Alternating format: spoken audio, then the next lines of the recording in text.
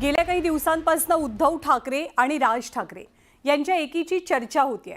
उद्धव ठाकरेंनी या संदर्भात सातत्याने सकारात्मक वक्तव्य केलेली आहेत। मनसे आणि शिवसेना उबाठाच्या युतीच्या चर्चा या राजकीय वर्तुळात जोर धरताना महाविकास आघाडीचं काय होणार हाही प्रश्न उपस्थित होतोय।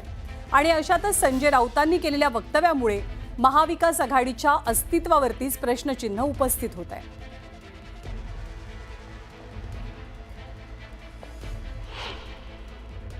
इंडिया आघाड़ी का अब वजूद क्या है? हमने कहा इंडिया आघाड़ी लोकसभा के लिए बनी थी, महाविकास आघाड़ी विधानसभा के लिए बनी थी। ये दोनों की कोई जरूरत लोकल बॉडी इलेक्शन में नहीं है, ये दोनों आघाड़ी की।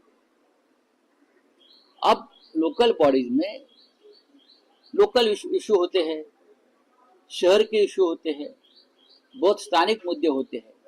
इसके लिए हमको स्थानिक लोगों पर छोड़ना चाहिए। हमारे पे दबाव है, लोगों की इच्छा है, लोगों की मांग है। अगर मुंबई को बचाना है, मुंबई पे मराठी मानुस का अधिकार हमको रखना है, तो राज ठाकरे और उद्धव ठाकरे जी को एक साथ आकर चुनाव लड़ना होगा। ये लोगों की मानसिकता और दबाव जरूर है। तर संजय राऊतांनी ठाकरे बंधूंची एकी आणि महापालिका निवडणुकांसंदर्भात केलेल्या वक्तव्याविषयी काँग्रेस आणि शरद पवारांच्या पक्षाच्या नेत्यांनी सुद्धा आपल्या प्रतिक्रिया दिल्यात। तथास्तु म्हणायचं का? त्यांची ती भूमिका राहू शकते।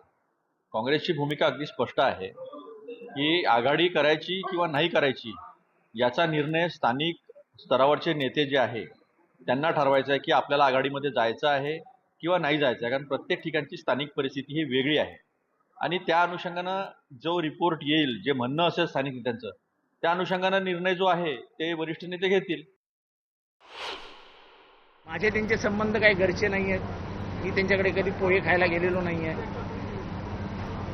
मी एवढा मोठा आहे माणूसही नाही की त्यांच्याशी जाऊन राजकीय चर्चा करीन। पण जर दोघं भाऊ एकत्र असतील तर माझ्यासारख्या माणुसकी धर्म पाळणाऱ्या माणसाला नक्कीच, कुटुंबवत्सल माणसाला नक्कीच आनंद होईल। आनंद असला मी राजकीय बोलत नाही आहे, मी कुटुंबवत्सल माणूस आहे। दोन रस्त्यावर चालणारे दोन भाऊ एकाच रस्त्यावर चालणार असतील हातात हात धरून तर त्याचं स्वागत केलं पाहिजे।